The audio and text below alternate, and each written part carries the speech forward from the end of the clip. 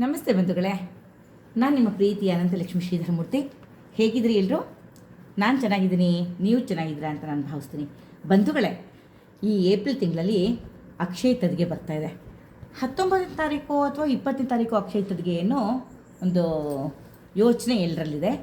19ನೇ ತಾರೀಕು ಸೂರ್ಯೋದಯದ ನಂತರ ತದಿಗೆ ತಿಥಿ ಬರೋದ್ರಿಂದ ಅವತ್ತು ನಮಗೆ ಲೆಕ್ಕಕ್ಕೆ ಬರಲ್ಲ. ಸೊ 20ನೇ ತಾರೀಕು ಅಕ್ಷಯ ತದಿಗೆ ಆಚರಣೆ ಆಗುತ್ತೆ. ತದಿಗೆ 7 ಗಂಟೆ 20 ನಿಮಿಷಕ್ಕೆ ಬೆಳಗ್ಗೆ ಕ್ಲೋಸ್ ಆಗೋಗ್ಬಿಡುತ್ತೆ. ಆದರೂ ಕೂಡ ಅಕ್ಷಯ ತದಿಗೆ ಆವತ್ತೇ ಆಚರಣೆ ಆಗುತ್ತೆ. ಓಕೆನಾ?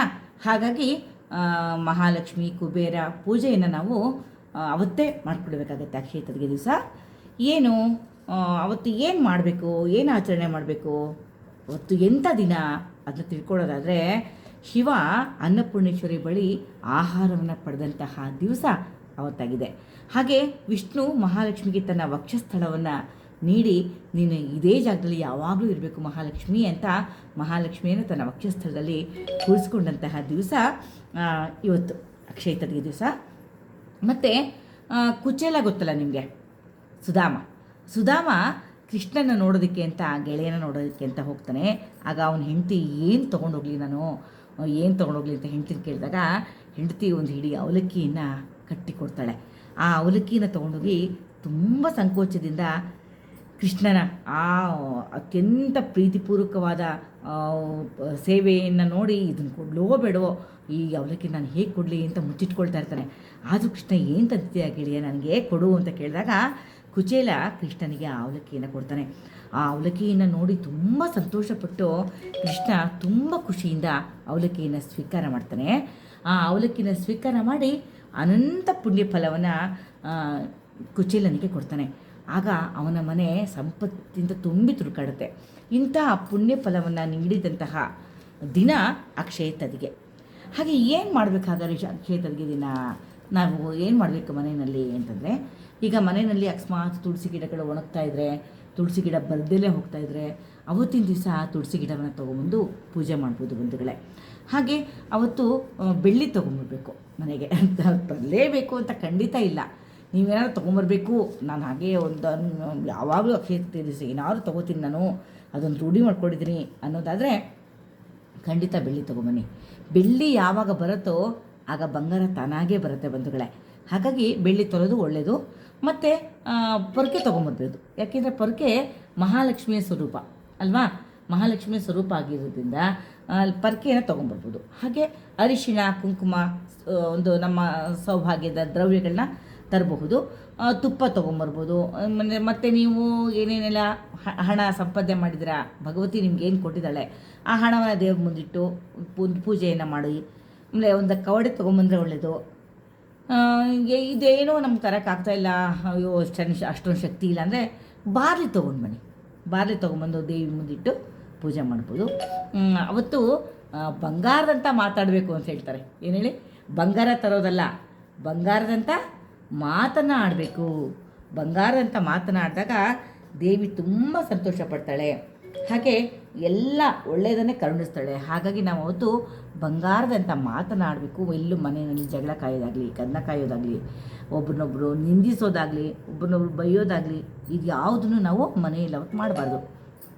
ಮತ್ತು ಮುಖ್ಯ ದ್ವಾರದ ಒಂದು ಅವತ್ತು ಮುಖ್ಯ ದ್ವಾರ ಇರುತ್ತಲ್ಲ,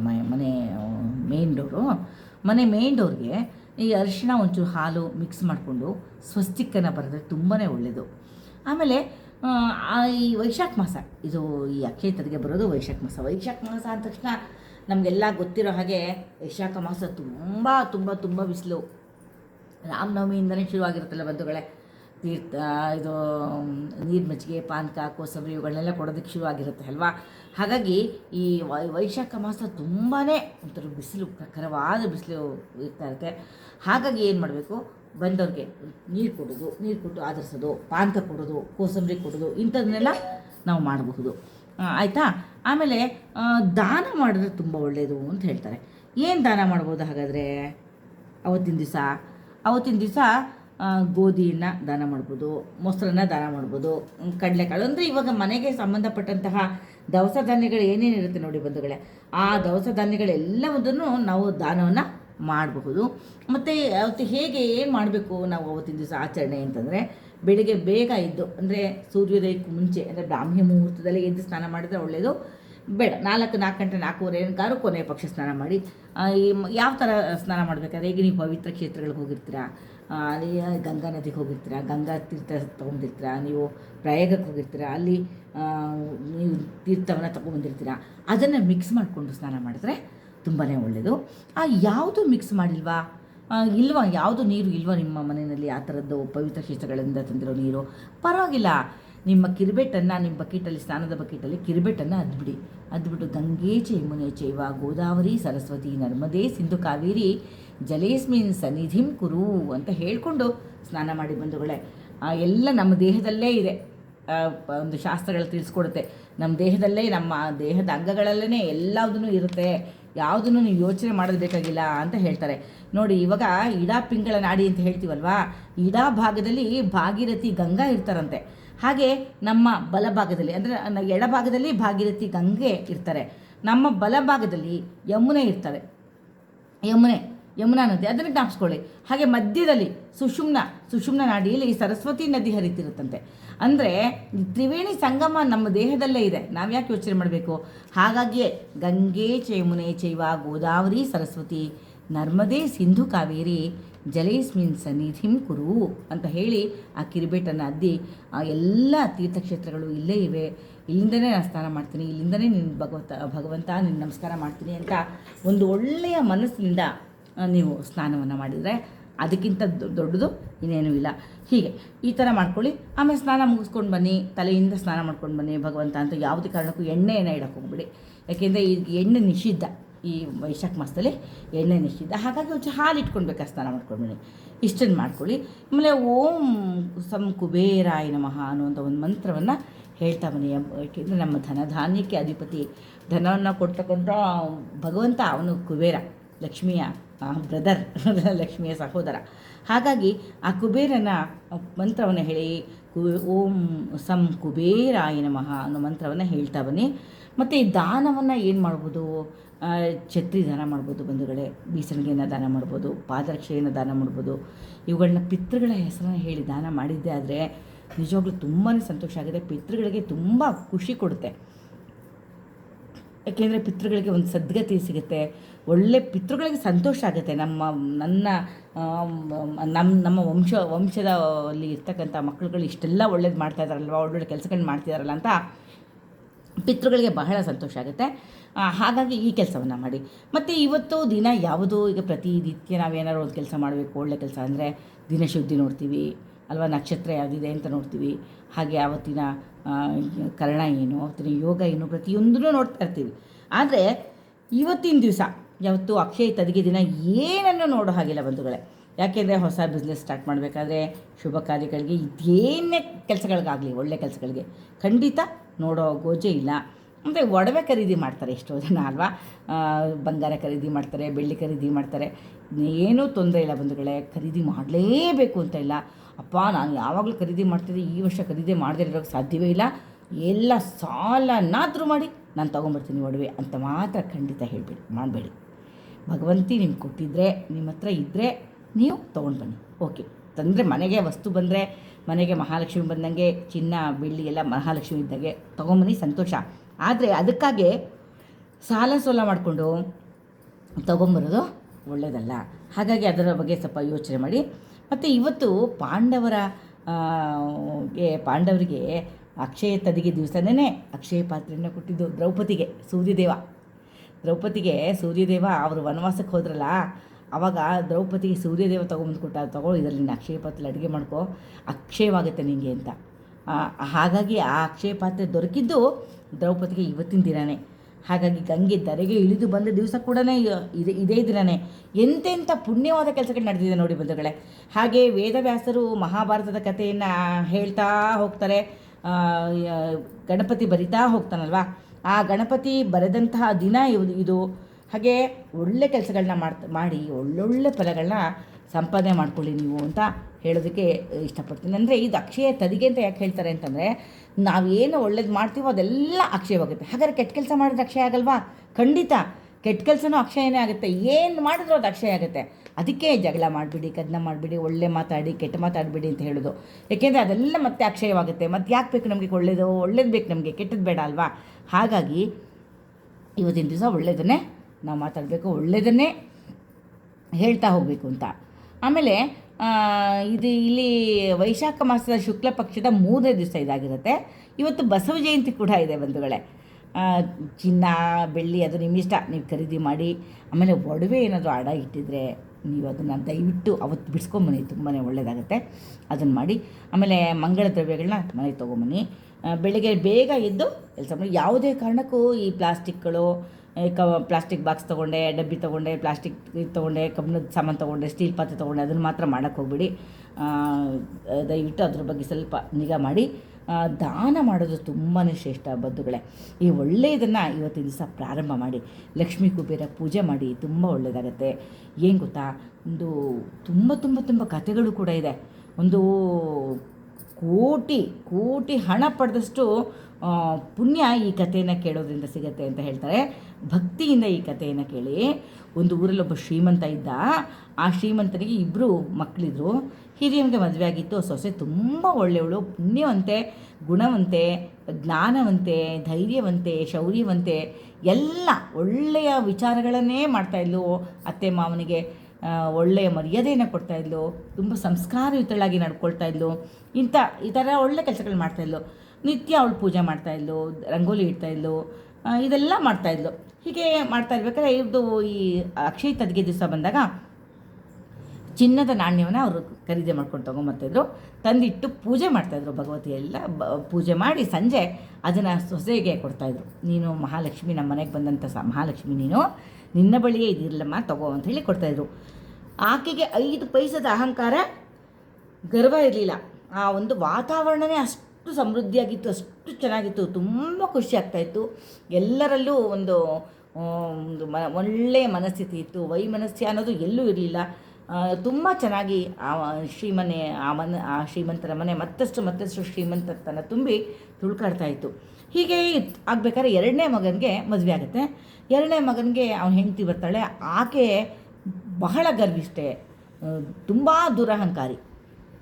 ಅವ್ಳಿಗೆ ಈ ಸಂಪ್ರದಾಯಗಳು, ಅತ್ತೆ ಮಾವನ ಮರ್ಯಾದೆ ಕೊಡಬೇಕು ಅನ್ನೋದು ಯಾವುದೂ ಇರ್ತಿರ್ಲಿಲ್ಲ. ತಾನಾಯಿತು, ತನ್ನ ಕೆಲಸ ಆಯಿತು, ತನ್ನ ಗಂಡನ ಜೊತೆ ಜಗಳನೇ ಮಾಡ್ತಾಯಿದ್ಲು. ಅಂಥ ಒಂದು ವಿಕಾರ ಸ್ವರೂಪದ ಹೆಣ್ಣು ಆಕೆ. ಅವಾಗ ಹೇಳ್ತಾಳೆ ಇವಳು, ಅಕ್ಕ ಆದವಳು, ಬೇಡಮ್ಮ ಹಾಗೆಲ್ಲ ಮಾಡಬಾರ್ದು, ನಮ್ಮ ಮನೆಗೆ, ಈ ಮನೆಗೆ ಬಂದಿದ್ಯಾ, ಈ ಮನೆಯ ವಾತಾವರಣಕ್ಕೆ ಅಡ್ಜಸ್ಟ್ ಆಗಬೇಕು, ನೀನು ಈ ಮನೆಯ ಸಂಪ್ರದಾಯವನ್ನು ಪಾಲಿಸಬೇಕು ಅಂತ ತುಂಬ ಹೇಳ್ಕೊಡ್ತಾಳೆ. ಆದರೆ ಅವಳು ಕೇಳೋದಿಲ್ಲ. ನನಗೇನು ಹೇಳೋದು ಬೇಕಾಗಿಲ್ಲ, ನಾನು ಇರೋದೇ ಹೀಗೆ, ನಾನು ಹೀಗೆ ನಡ್ಕೊಳ್ಳೋದು ಅಂತ ಮಾತಾಡ್ತಾಳೆ. ಅಕ್ಷಯ ತದಿಗೆ ದಿನ ಬರುತ್ತೆ. ಮಾವ ಉಂಗುರ ತೊಗೊಂಡು ಬರ್ತಾರೆ. ಉಂಗುರ ತೊಗೊಂಬಂದು ಕಿರಿ ಸೊಸೆ, ಹೊಸ ಸೊಸೆ ಮದುವೆ ಆಗಿ ಬಂದಿದ್ದಾಳೆ. ಯಾವಾಗ ಈ ಜಗಳ ಕದನ ಗಲಾಟೆ ಮನೆಯಲ್ಲಿ ಶುರುವಾಗುತ್ತೋ ಅಲ್ಲಿ ಮಹಾಲಕ್ಷ್ಮಿಗೆ ತುಂಬ ಬೇಸರ ಆಗೋಗುತ್ತೆ. ಆ ಮನೇಲಿ ಇರೋದಕ್ಕೆ ಇಷ್ಟ ಆಗಲ್ಲ ಅವಳಿಗೆ, ಮಹಾಲಕ್ಷ್ಮಿಗೆ. ಅವಳು ಅಲ್ಲಿ ಮನೆಯಿಂದ ಒಂದೊಂದೇ ಹೆಜ್ಜೆ ಹೊರಗಡೆ ಇಟ್ಕೊಳ್ತಾ ಬರ್ತಿರ್ತಾಳೆ. ಆಕೆ ಒಂದೊಂದೇ ಹೆಜ್ಜೆ ಇಟ್ಕೊಳ್ತಾ ಹೊರಗಡೆ ಬರ್ತಿದ್ದ ಹಾಗೆಯೇ ಇವ್ರ ಮನೆಯಲ್ಲಿ ಯಾವುದು ಇದ್ದಂಥ ಒಂದು ಇದು ಒಳ್ಳೆ ಶ್ರೀಮಂತತನ ಇತ್ತಲ್ಲ, ಅದೆಲ್ಲ ಸ್ವಲ್ಪ ಕರಗ್ತಾ ಬರುತ್ತೆ. ಹೀಗೆ ಆಗಬೇಕಾದ್ರೆ ಒಂದು ದಿವಸ ಅದೇ ಅಕ್ಷಯ ತದಿಗೆ ಬಂತು. ಅಕ್ಷಯ ತದಿಗೆ ಬಂದಾಗ ಏನು ಮಾಡೋದು, ಸ್ವಲ್ಪನೇ ಇದೆಯಲ್ಲ ಹಣ, ಆಯಿತು ಇರೋದ್ರಲ್ಲೇ ಅಡ್ಜಸ್ಟ್ ಮಾಡೋದು. ಪುಟ ಆಣೆ ಒಂದು ಉಂಗುರ ತೊಗೊಂಬಂದು ಪೂಜೆ ಮಾಡಿ ಕಿರಿ ಸೊಸೆಗೆ ಕೊಡ್ತಾರೆ. ಕಿರಿ ಸೊಸೆ ಕೊಟ್ಟರೆ ಅವಳು ದುರಹಂಕಾರದಿಂದ, ನನ್ನ ಮನೆಯಲ್ಲಿ ಬೇಕಾದಷ್ಟು ಇದೆ, ನನಗೆ ನೀವು ಈ ಸಣ್ಣ ಉಂಗುರ ತಂದು ನನಗೆ ಕೊಡ್ತಾಯಿದ್ದೀರಾ, ನನಗೆ ಇದು ಬೇಕಾಗಿಲ್ಲ ಅಂತ ತೆಗೆದು ಎಸ್ದುಬಿಡ್ತಾಳೆ. ಆಗ ಅಕ್ಕ ಹೇಳ್ತಾಳೆ, ಅಮ್ಮ ಇದು ಬರೀ ಉಂಗುರ ಅಷ್ಟೇ ಅಲ್ಲಮ್ಮ, ಮಹಾತಾಯಿ ಪ್ರಸಾದ ಇದು, ಇವತ್ತು ಪೂಜೆ ಮಾಡಿದ್ದೀವಿ ಅಕ್ಷಯ ತದಿಗೆ ದೇವಿ ಕೊಟ್ಟಂಥ ಪ್ರಸಾದ ಇದು ಅಕ್ಷಯವಾಗುತ್ತೆ ನಮಗೆ, ನೀವು ಇದನ್ನು ಬಿಸಾಕ್ತಾ ಇದೆಯಲ್ಲಮ್ಮ ಅಂತ ಹೇಳ್ತಾಳೆ. ಆದರೂ ಕೇಳಲ್ಲ, ಅವಳು ದುರಹಂಕಾರಿ. ಪಾಪ ತುಂಬ ಇದು ಮಾಡ್ತಾಳೆ, ಬೇಜಾರು ಮಾಡ್ಕೊತಾಳೆ, ದೇವಿನ ಕೋರ್ಕೋತಾಳೆ. ದೇವಿ ಕ್ಷಮಿಸಮ್ಮ, ನನ್ನ ತಂಗಿ ಗೊತ್ತಿಲ್ಲದಲೇ ಈ ಥರ ಮಾಡಿದ್ಲು, ದಯವಿಟ್ಟು ಕ್ಷಮಿಸಮ್ಮ ಅಂತೆಲ್ಲ ಕೇಳ್ಕೊತಾಳೆ. ಏನೇನೆಲ್ಲ ಹೇಳ್ತಾಳೆ, ಏನೆಲ್ಲ ಪಾಪ ದೇವಿ ಸ್ತುತಿ ಮಾಡ್ತಾಳೆ. ಆ ಮಹಾಲಕ್ಷ್ಮಿಗೆ ಹಿರಿಯ ಸೊಸೆಯನ್ನು ಕಂಡ್ರೆ ತುಂಬ ಇಷ್ಟ. ಯಾಕೆಂದರೆ ತುಂಬ ಸಂಸ್ಕಾರವಂತಳು, ದೇವಿಯ ಭಕ್ತಿ ಅವಳು, ಭಕ್ತಿಯಿಂದ ದೇವಿಯ ಪೂಜೆ ಮಾಡ್ತಾಯಿರ್ತಾಳೆ. ಆಕೆ ಹಿರಿಯ ಸೊಸೆಯ ಕನಸಲ್ಲಿ ಪ್ರತ್ಯಕ್ಷ ಆಗ್ತಾಳೆ. ಈ ಹಿರಿಯನ ನಿಂದಿಸ್ತಾ ಇರುವಂಥ ಸ್ಥಳದಲ್ಲಿ ನಾನು ಇರೋದಿಲ್ಲ ಕಣಮ್ಮ, ನಾನೀಗ ಹೋಗ್ತಾ ಇದ್ದೀನಿ ಅಂತ ಅಂತಾಳೆ. ಅವಳ ಮುಖ ಎಲ್ಲ ಬಾಡಿ ಹೋಗಿರುತ್ತೆ, ಮಹಾಲಕ್ಷ್ಮಿ ಮುಖ ಸಪ್ಪೆ ಆಗಿರುತ್ತೆ. ಅಂದರೆ ಈ ಮನೆ ವಾತಾವರಣ ನನಗೆ ಇಷ್ಟ ಆಗ್ತಾ ಇಲ್ಲ ಅನ್ನೋದು ಅವಳ ಅಭಿಪ್ರಾಯ ಆಗಿರುತ್ತೆ. ಆಗ ಅಮ್ಮ ತಾಯಿ ಯಾಕಮ್ಮ ಹೀಗೆ ಮಾಡ್ತಿದ್ಯಾ, ನೀನು ಹೋದರೆ ನಾವು ಬದುಕೋದು ಹೇಗೆ, ನಾವು ಹೇಗಿರಬೇಕು, ನೀನೇ ಇಲ್ಲ ಅಂದಮೇಲೆ ನಾವು ಹೆಂಗಮ್ಮ ಇರೋದು ಅಂತೇಳಿ ತುಂಬ ಕೇಳ್ತಾಳೆ. ಆಗ ಹೇಳ್ತಾಳೆ, ನಿನ್ನ ತಂಗಿ ಅವಳಲ್ಲಿ ಇರೋವಂಥ ಅಹಂಕಾರವನ್ನು ಬಿಟ್ಟು ತಾನು ಮಾಡಿದ ತಪ್ಪನ್ನು ಅವಳು ತಿಳ್ಕೊಂಡು ಪ್ರತಿ ತಿಂಗಳು ತದಿಗೆ ದಿವಸ ನಿರ್ಜಲ ಉಪವಾಸ ಮಾಡಬೇಕು, ನನ್ನ ಪೂಜೆ ಮಾಡಬೇಕು, ನಿರ್ಜಲ ಉಪವಾಸ ಮಾಡಬೇಕು. ಆಗ ಮಾತ್ರ ನಾನು ಅವಳಿಗೆ ಒಳ್ಳೇದು ಮಾಡ್ತೀನಿ, ಅಂದರೆ ಮತ್ತೆ ಹಿಂದಿನ ಹಾಗೆ ನಾನು ಇಲ್ಲಿ ಬಂದು ನೆಲೆಸ್ತೀನಿ ಅಂತ ಹೇಳ್ತಾಳೆ. ಹೇಳಿ ಅಂತರ್ಧನಳ ಹೋಗ್ತಾಳೆ. ಕನಸು ಎಚ್ಚರ ಆಗುತ್ತೆ. ಈ ವಿಚಾರವನ್ನು ತಂಗಿಗೆ ಹೇಳ್ತಾಳೆ, ಇದೆಲ್ಲ ನಿನ್ನ ನಾಟಕ, ನನಗೆ ಇದೆಲ್ಲ ಬೇಡ ಅಂತ ಆ ದುರಹಂಕಾರಿ ಮಾತಾಡ್ತಾಳೆ. ಅಷ್ಟೊತ್ತಿಗಾಗಲೇ ಪರಿಸ್ಥಿತಿ ಹದಗೆಟ್ಟೋಗಿರುತ್ತೆ, ಇನ್ನಷ್ಟು ಹದಗೆಡ್ತಾ ಹೋಗುತ್ತೆ. ಏನೇನೆಲ್ಲ ಬಂಗ್ಲೆ ಇದ್ದಂಥ ಇದು ಒಂದು ಯಾವುದೋ ಒಂದು ಹಳೆ ಮನೆಗೆ ಹೋಗ್ತಾರೆ. ಬಡತನ ಕಾಲಿ ಇಟ್ಬಿಟ್ಟಿರುತ್ತೆ. ಇನ್ನು ನಾನು ಇಲ್ಲಿರಲ್ಲಪ್ಪ, ಈ ಮನೆಯಲ್ಲಿ ನಾನಿರಲ್ಲ, ನಾನು ನಮ್ಮ ಅಪ್ಪನ ಮನೆಗೆ ಹೊರಟೋಗ್ತೀನಿ ಅಂತ ಹೇಳ್ಬಿಟ್ಟು ಅವ್ರು ತವ್ರ ಮನೆಗೆ ಹೊರಟೋಗ್ತಾಳೆ. ಈ ವಿಚಾರಗಳೆಲ್ಲ ಅವ್ರ ಕಿವಿಗೆ ಬಿದ್ದಿರುತ್ತೆ, ಅಪ್ಪ ಅಮ್ಮನ ಕಿವಿಗೆ. ಅದೇ ಅವ್ರ ಅಪ್ಪ ಅಮ್ಮ ಅವಳನ್ನು ಮನೆಗೆ ಸೇರಿಸ್ಕೊಳ್ತಿಲ್ಲ. ನೀನು ದುರಹಂಕಾರಿ, ಲಕ್ಷ್ಮಿಯನ್ನೇ ನೀನು ಬೇಡ ಅಂತ ಹೇಳಿ ಲಕ್ಷ್ಮಿಯನ್ನೇ ಕಾಲಲ್ಲಿ ಒದ್ದು ಬಂದಿರೋಳು ನೀನು. ನಿನ್ನನ್ನು ನಾವು ನಮ್ಮನೆಗೆ ಸೇರಿಸ್ಕೊಟ್ರೆ ನಮ್ಮನೇಲಿರೋ ಲಕ್ಷ್ಮಿ ಹೊರಟೋಗ್ತಾಳೆ. ನೀನು ಖಂಡಿತ ನಿನ್ನನ್ನು ನಾವು ಸೇರಿಸ್ಕೊಳ್ಳಲ್ಲ. ನೀನು ನಿಮ್ಮನೆಗೆ ಹೋಗಬೇಕು. ಇಂಥ ಕಷ್ಟ ಕಾಲದಲ್ಲಿ ನೀನು ನಿಮ್ಮ ಅತ್ತೆಗೆ ನೆರಳಾಗಿ ನಿಂತ್ಕೊಂಡು ಅವ್ರನ್ನ ಕಾಪಾಡಬೇಕಾದ್ದು, ಅವರು ಸಲಹಬೇಕಾದ್ದು ನಿನ್ನ ಕರ್ತವ್ಯ. ನೀನು ಅದು ಬಿಟ್ಬಿಟ್ಟು ಇಲ್ಲಿಗೆ ಬಂದಿದ್ಯಾ, ನಾವು ನಿನ್ನನ್ನು ಸೇರಿಸ್ಕೊಳ್ಳೋದಿಲ್ಲ ಅಂತ ಹೇಳಿ ಕಳಿಸ್ಬಿಡ್ತಾರೆ. ನೋಡಿದ್ರ ಬಂಧುಗಳೇ, ಅಪ್ಪ ಅಮ್ಮ ಮಾಡುವಂಥ ಒಳ್ಳೆ ಕೆಲಸ ಇದು. ಆದರೆ ಇವತ್ತೇನಾಗ್ತಾ ಇದೆ, ಯಾರಾದರೂ ಗಂಡನ ಜೊತೆ ಏನಾದ್ರು ಒಂದು ಗಲಾಟೆ ಮಾಡ್ಕೊಂಡ್ರು ಅಂದರೆ ಬಾಮ್ಮ ನೀನು ಹೋಗಲೇ ಬೇಡ ಬಾಮ್ಮ ಅಲ್ಲಿ ಅಂತೇಳಿ ತವ್ರ ಮನೆಗೆ ಸೇರಿಸ್ಕೊಳ್ತಾರೆ. ಆಗ ಆಗಬಾರದಾಗತ್ತೆ, ಮಗಳ ಜೀವನ ಹಾಳಾಗೋಗುತ್ತೆ. ಅದ್ರ ಬಗ್ಗೆ ಚಿಂತೆ ಮಾಡಲ್ಲ ಜನ ಅಲ್ವಾ. ಹಾಗಾಗಿ ಇಲ್ಲಿ ಒಳ್ಳೆಯ ಅಪ್ಪ ಅಮ್ಮ ಈ ಥರ ಬುದ್ಧಿಯನ್ನೇ ಹೇಳಿ ಕಳಿಸ್ತಾರೆ. ಆಗ ಮತ್ತೆ ಅವಳು ತನ್ನ ಮನೆಗೆ ಬರ್ತಾಳೆ. ಅಕ್ಕನ ಕಾಲ ಮೇಲೆ ಬಿದ್ದು ಕ್ಷಮೆ ಯಾಚಿಸ್ತಾಳೆ. ಅತ್ತೆ ಮಾವಂದ್ರನ್ನ ದಯವಿಟ್ಟು ನನ್ನ ಕ್ಷಮಿಸಿ, ನಾನು ತುಂಬ ತಪ್ಪು ಮಾಡಿದೆ ಅಂತ ಹೇಳಿ ಕೇಳ್ಕೊಳ್ತಾಳೆ. ನಾನು ಹಳೆಯ ಸೊಸೆ ಆಗಿಲ್ಲ, ನಾನು ಇವತ್ತಿಂದ ಹೊಸ ಸೊಸೆ ಆಗ್ತಾಯಿದ್ದೀನಿ. ನನ್ನ ತಪ್ಪನ್ನು ನಾನು ತಿದ್ಕೊಳ್ತೀನಿ. ನನಗೇನು ನೀವೇನು ಹೇಳಿದ್ರು ನಾನು ಕೇಳ್ತೀನಿ, ಏನೇನು ಒಳ್ಳೆದಿದೋ ಅದನ್ನೆಲ್ಲದನ್ನು ನಾನು ಪಾಲಿಸ್ತೀನಿ. ಈ ಸಂಸ್ಕೃತಿ ಸಂಪ್ರದಾಯವನ್ನು ನಾನು ಖಂಡಿತ ಪಾಲಿಸ್ತೀನಿ ಅಂತ ಹೇಳ್ತಾ ಬರ್ತಾಳೆ. ಹೇಳಿ ಅವಳು ಆಚರಣೆಗೆ ತೊಡಗ್ತಾಳೆ. ಅದೇ ಆಚರಣೆ ಹೇಳಿದ್ವಲ್ಲ, ವ್ರತಾಚರಣೆಯಲ್ಲಿ ಪಾಲ್ಗೊಳ್ತಾಳೆ. ಅವಳು ಯಾವತ್ತೂ ತದಿಗೆ ದಿವಸ ಅವಳು ನಿರ್ಜಲ ಉಪವಾಸ ಮಾಡ್ತಾಳೆ. ನಿರ್ಜಲ ಉಪವಾಸ ಅಂದರೆ ಏನು, ಒಂದು ಹನಿ ನೀರು ಕೂಡ ಕುಡಿದಲೇ ಉಪವಾಸ ಮಾಡ್ತಕ್ಕಂಥದ್ದು. ತದಿಗೆ ದಿವಸ ನಿರ್ಜಲ ಉಪವಾಸ ಮಾಡ್ತಾಳೆ. ವರ್ಷ ಪೂರ್ತಿ ಮಾಡ್ತಾಳೆ. ಮುಂದಿನ ಅಕ್ಷಯ ತದಿಗೆ ಹೊತ್ತಿಗೆ ಅವಳ ಒಂದು ಈ ವ್ರತಾಚರಣೆ ಮುಕ್ತಾಯ ಆಗುತ್ತೆ. ಆ ಥರ ಹೀಗೆ ಅವಳು ಆಚರಣೆಯಲ್ಲಿ ತೊಡಗ್ತಾಳೆ. ಆಗ ಶ್ರೀದೇವಿಗೆ ತುಂಬ ಸಂತೋಷ ಆಗುತ್ತೆ, ಮಹಾಲಕ್ಷ್ಮಿಗೆ ತುಂಬ ಸಂತೋಷ ಆಗುತ್ತೆ. ಇವಳು ತನ್ನ ತಪ್ಪನ್ನು ತಿದ್ದುಕೊಂಡು ಒಳ್ಳೆ ರೀತಿಯಲ್ಲಿ ತನ್ನ ಜೀವನವನ್ನು ಸಾಗಿಸ್ತಾ ಇದ್ದಾಳಲ್ಲ ಅಂತ ತುಂಬ ಸಂತೋಷ ಆಗುತ್ತೆ. ಲಕ್ಷ್ಮಿ ಜಪದಲ್ಲಿ ತೊಡಗಿದ್ದಂತಹ ಸೊಸೆಯನ್ನು ಕಂಡು ತುಂಬ ಸಂತೋಷ ಆಗುತ್ತೆ ಮಹಾಲಕ್ಷ್ಮಿಗೆ. ಅವಳು ಏನು ಒಂದು ದೀಪ ಹಚ್ಚೋಕ್ಕೆ ಒಂದು ಬೆಳ್ಳಿ ದೀಪ ಕೂಡ ಇರಲ್ಲ. ಆಗ ಮಣ್ಣಿನ ದೀಪ ಹಚ್ಚೇ ಪ್ರಾರ್ಥನೆ ಮಾಡ್ತಾಳೆ. ದೇವಿನ ಆರ್ತತೆಯಿಂದ ಪ್ರಾರ್ಥಿಸ್ಕೊಳ್ತಾಳೆ. ಆಗ ಯಾರೋ ಒಬ್ಬರು ಸಾಲ ತೊಗೊಂಡಿರ್ತಾರೆ. ಹಿಂದೆ ಸಾಲ ತೊಗೊಂಡಿದ್ದವರು ಸಾಲವನ್ನು ತೀರ್ಸೋಕ್ಕಾಗ್ದಲೇ ಹೊರಟು ಹೋಗಿರ್ತಾರೆ. ಅವರು ಬಡ್ಡಿ ಜೊತೆ ಸಾಲ ಕೊಡೋದಕ್ಕೆ ಬರ್ತಾರೆ. ತೊಗೊಳ್ಳಿ, ನಾನು ನಿಮ್ಮಿಂದ ಸಾಲ ತೊಗೊಂಡಿದ್ದೆ, ಇವತ್ತು ಬಡ್ಡಿ ಸೇರಿಸಿ ನಾನು ಕೊಡ್ತಾಯಿದ್ದೀನಿ, ನಿಮ್ಮಿಂದ ತುಂಬ ಉಪಕಾರ ಆಯಿತು, ತೊಗೊಳ್ಳಿ ಅಂಥೇಳಿ ಅವರು ಕಂತೆ ಹಣವನ್ನು ಕೊಡ್ತಾರೆ. ಆ ಕಂತೆ ಹಣದಿಂದ ಮತ್ತೆ ಇವರು ತಮ್ಮ ಬಿಸ್ನೆಸ್ಸನ್ನು ಪ್ರಾರಂಭ ಮಾಡ್ತಾರೆ. ಒಳ್ಳೆಯ ವ್ಯಾಪಾರ ಆಗಿ ಕಳೆದು ಹೋದಂಥ ಆಸ್ತಿ ಮತ್ತೆ ಮರಳಿ ಬರುತ್ತೆ. ಮತ್ತೆ ಅವರಿಗೆ ಆ ಸಂಪತ್ತು ಸಮೃದ್ಧಿಯಾಗಿ ಸಿಗತ್ತೆ. ಹೀಗೆ ಮಹಾಲಕ್ಷ್ಮಿ ಕೇವಲ ಧನ ಮಾತ್ರ ಅಲ್ಲ, ಅವಳು ಸಂಸ್ಕಾರವಂತಳೂ ಆಗಿರ್ತಾಳೆ. ಸಂಸ್ಕಾರದಲ್ಲೂ ಕೂಡ ಮಹಾಲಕ್ಷ್ಮಿ ಇರ್ತಾಳೆ. ಹಾಗೆ ಸಂಸ್ಕಾರವನ್ನು ಆಕರ್ಷಿಸೋದಕ್ಕೂ ಕೂಡ ಮಹಾಲಕ್ಷ್ಮಿ ಕೃಪೆ ನಮಗೆ ಬೇಕಾಗುತ್ತೆ. ಅಂದರೆ ನಮ್ಮಲ್ಲಿರುವಂತಹ ದುರ್ಗುಣಗಳನ್ನೆಲ್ಲ ತ್ಯಜಿಸಿ ಸದ್ಗುಣಗಳನ್ನ ನಾವು ಯಾವತ್ತೂ ಬೆಳೆಸ್ಕೊಳ್ಬೇಕು. ಕಷ್ಟ ಬಂದಾಗ ಕುಗ್ಬಾರ್ದು, ಭಗವಂತನ ಮೇಲೆ ಭಾರ ಹಾಕಿ ನಮ್ಮ ಕೆಲಸಗಳನ್ನ ಮಾಡ್ತಾ ಹೋಗಬೇಕು. ಆಗ ನಮಗೆ ಅಕ್ಷಯ ಫಲಗಳು ಸಿಗತ್ತೆ. ಕುಬೇರ ಸಂಪತ್ತಿಗೆ ಒಡೆಯ. ಆ ಲಕ್ಷ್ಮಿಯನ್ನು ನಾವು ತುಂಬ ದೀನತೆಯಿಂದ ಭಕ್ತಿಯಿಂದ ಪೂಜೆ ಮಾಡ್ತಾ ನಾವು ಅವಳಲ್ಲಿ ಬೇಡ್ಕೊಳ್ಬೇಕಾಗುತ್ತೆ. ಆಗ ಖಂಡಿತ ಮಹಾತಾಯಿ ಲಕ್ಷ್ಮಿ ದಯಪಾಲಿಸ್ತಾಳೆ. ಆಮೇಲೆ ಇನ್ನೊಂದು ಬಂಧುಗಳೇ, ಈ ತುಂಬ ಬಡತನವನ್ನು ಅನುಭವಿಸ್ತಾ ಇದ್ದಂತಹ ಓರ್ವ ಮಹಿಳೆಗೆ ಶಂಕರಾಚಾರ್ಯರು ಭಿಕ್ಷೆ ಬೇಡಕ್ಕೆ ಹೋಗ್ತಾರಲ್ಲ, ಆಗ ನಾನು ಏನು ಕೊಡಲಿ ಅಂತ ಹೇಳಿ ಒಣಗಿದ ನಲ್ಲಿಕಾಯಿ ಬಿದ್ದೆ, ಅದು ನಲ್ಲಿಕಾಯಿ ಕೊಡ್ತಾರಲ್ಲ, ಆಗ ಶಂಕರಾಚಾರ್ಯರು ಕನಕಧಾರ ಸ್ತೋತ್ರವನ್ನು ರಚಿಸಿ ಹೇಳ್ತಾರೆ ಬಾಯಿಂದ. ಆ ಕನಕಧಾರ ಸ್ತೋತ್ರ ಹೇಳ್ತಿದ್ದಾಗೇ ಕನಕದ ಧಾರೆ ಹರಿದು ಹೋಗುತ್ತೆ ಅವಳ ಮನೇಲಿ. ಚಿನ್ನದ ನಲ್ಲಿಕಾಯಿಗಳು ಉದ್ರಿ ಹೋಗ್ತಾ ಇರುತ್ತವೆ. ಅಂಥ ಕನಕಧಾರ ಸ್ತೋತ್ರವನ್ನು ರಚಿತ ಆಗಿದ್ದು ಇದೇ ದಿನ. ಹಾಗಾಗಿ ತುಂಬ ಖುಷಿಯಿಂದ ಕನಕಧಾರ ಸ್ತೋತ್ರವನ್ನು ಕೇಳಿ, ಸ್ತೋತ್ರವನ್ನು ಹೇಳ್ಕೊಳ್ಳಿ, ಒಳ್ಳೆಯದಾಗುತ್ತೆ. ಮತ್ತು ತುಂಬ ಪವಿತ್ರವಾದ ಇವತ್ತಿನ ದಿವಸ ಶ್ರೀಹರಿಯನ್ನು ಕೂಡ ಪೂಜೆ ಮಾಡಬೇಕು. ಲಕ್ಷ್ಮಿಯ ಜೊತೆಗೆ ಶ್ರೀಹರಿಯನ್ನು ಕೂಡ ನಾವು ಪೂಜೆ ಮಾಡಬೇಕು. ಇವತ್ತು ಏನು ಯಾಕೆ ಪುಣ್ಯ ಅಂದರೆ, ಸೂರ್ಯ ಮೇಷ ಇದರಲ್ಲಿರ್ತಾನೆ, ಹಾಗೆ ಚಂದ್ರನು ಕೂಡ ವೃಷಭ ರಾಶಿಯಲ್ಲಿರ್ತಾನೆ. ಈ ಸೂರ್ಯ ಉಚ್ಚ ಮಟ್ಟದಲ್ಲಿರ್ತಾನೆ. ಅಂದರೆ ಅಲ್ಲಿ ಎಲ್ಲ ಗ್ರಹಗಳು ತುಂಬ ಚೆನ್ನಾಗಿರ್ತವೆ. ನಾವು ಏನು ಅಂದ್ಕೊಳ್ತೀವೋ ಅದಾಗುತ್ತೆ, ನಾವು ಏನು ಕೇಳ್ತೀವೋ ಅದು ಸಿಗುತ್ತೆ. ಅಷ್ಟರ ಮಟ್ಟಿಗೆ ಒಂದು ಪುಣ್ಯಕರವಾದಂತಹ ದಿವಸ. ಏನು ಗೊತ್ತಾ ಬಂಧುಗಳೇ, ಇವತ್ತು ಪಂಚಾಮೃತ ಅಭಿಷೇಕ ಮಾಡಿದ್ರೆ ತುಂಬಾ ಒಳ್ಳೆಯದಾಗುತ್ತೆ. ಬೆಳಗ್ಗೆ ನೀವು ಬೇಗ ಹೇಳ್ತಿರಲ್ಲ, ಸ್ನಾನ ಮಾಡಿದ ತಕ್ಷಣ ವಿಗ್ರಹಗಳನ್ನ ಇಟ್ಕೊಂಡು ಪಂಚಾಮೃತ ಅಭಿಷೇಕ ಮಾಡಿ, ವಿಗ್ರಹಕ್ಕೆಲ್ಲ ನಾವು ಪೂಜೆ ಮಾಡೋಕ್ಕಾಗಲ್ಲ ಅಂದರೆ ಪಂಚಾಮೃತ ಅಭಿಷೇಕಕ್ಕೆ ದೇವಸ್ಥಾನದಲ್ಲಿ ಹೆಸರು ಕೊಡಿ, ಆಯಿತಾ? ಮತ್ತು ನೀವು ಅಭಿಷೇಕ ಮಾಡಿ ಆ ಪ್ರಸಾದವನ್ನು ಸ್ವೀಕರಿಸಿ ಗಂಧವನ್ನು ಅಲಂಕಾರ ಮಾಡಿ, ಭಗವಂತನಿಗೆ ಗಂಧವನ್ನು ಇಡಿ, ತುಂಬಾ ಒಳ್ಳೆಯದಾಗುತ್ತೆ. ಲಕ್ಷ್ಮಿ ತಾನಾಗೇ ಒಲಿದು ಬರ್ತಾಳೆ. ಇದೆಲ್ಲದನ್ನು ನೀವು ಮಾಡ್ಕೊಳ್ತಾ ಬೆಳಗ್ಗೆ ಬೇಗ ಎದ್ದು ಸ್ನಾನ ಮಾಡಿಕೊಂಡು ಸಾರಿಸಿ ಗುಡಿಸಿ ರಂಗೋಲಿ ಇಟ್ಟು ದೇವರ ಮನೆಯಲ್ಲಿ ಅಕ್ಷಯ ಪಾತ್ರೆ ರಂಗೋಲಿಯನ್ನು ಹಾಕಿ, ಅಂಗಳದಲ್ಲಿ ರಂಗೋಲಿ ಹಾಕಿ ತುಂಬ ಅಕ್ಷಯ ಫಲವನ್ನು ಪಡೆದುಕೊಳ್ಳಿ ಅಂತ ಹೇಳೋದಕ್ಕೆ ಇಷ್ಟಪಡ್ತೀನಿ ಬಂಧುಗಳೇ. ಮತ್ತು ಚಿನ್ನವನ್ನು ಇವತ್ತು ದಾನ ಕೊಡಬೇಕು. ನಾವೇನು ಮಾಡ್ತಾಯಿದ್ವಿ, ಚಿನ್ನವನ್ನು ತಗೋತಾ ಇದ್ದೀವಿ. ಚಿನ್ನವನ್ನು ಯಾರು ದಾನ ಕೊಡ್ತಾರೆ? ಅಯ್ಯೋ ಮೇಡಮ್, 1 ಗ್ರಾಮ್ ಚಿನ್ನಕ್ಕೆ ಎಷ್ಟು ದುಡ್ಡು ಅಂತ ನಿಮ್ಗೆ ಗೊತ್ತಾ?